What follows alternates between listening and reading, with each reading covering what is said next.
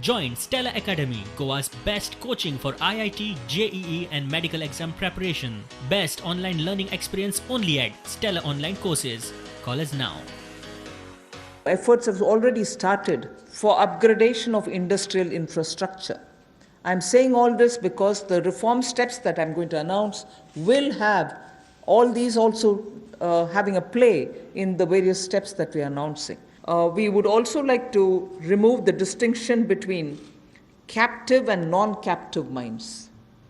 So that will also help in transferring of mining leases and sale of surplus and sale of unused minerals. So I've had a mine given to me, I've taken some mineral out of it, but later I've lost interest, I don't have the capacity anymore. The left unused mineral lies there, nobody else benefits out of it. So now we are permitting them to transfer the mining lease so that whoever is interested in using the rest of it, which has been kept there, meaning which is lying there unmined, they can also use it so the country can benefit from it. Then the Ministry of Mines is in the process of developing a mineral index for different minerals. The process is ongoing.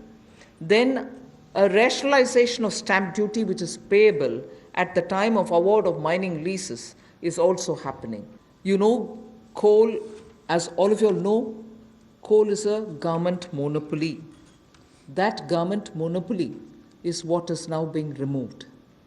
Commercial mining of coal on a revenue sharing basis would help more coal availability and also more coal availability at market prices.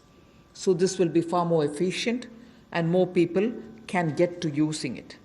Liberalized entries will be allowed for people to participate for a range of coal blocks, and for those who produce well before the deadline, incentives also will be given. Economy can be benefiting from this kind of opening up. Of course, we are conscious that coal is not so environment friendly. So in order to have coal converted into gas, we are providing incentive so that coal is also used, but the environment commitments of India are honored and we benefit from gasification of coal.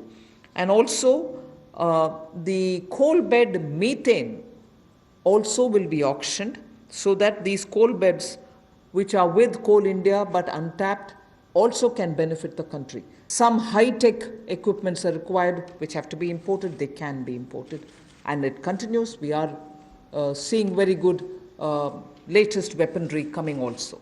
But some of those which are being produced in India can be bought in India, and therefore we have now come to a conclusion that we shall notify. This is done with the consultation with the Department of Military Affairs. We shall notify a list of weapons and platforms which shall be not allowed for import, but we shall have them bought from India. So the import of this listed set of equipments shall not be allowed. They shall be banned. And every year this list will be increased because more capacities which come to be recognized, which meet the standards. There will be a project management unit set up. Support will be given for contract management purposes.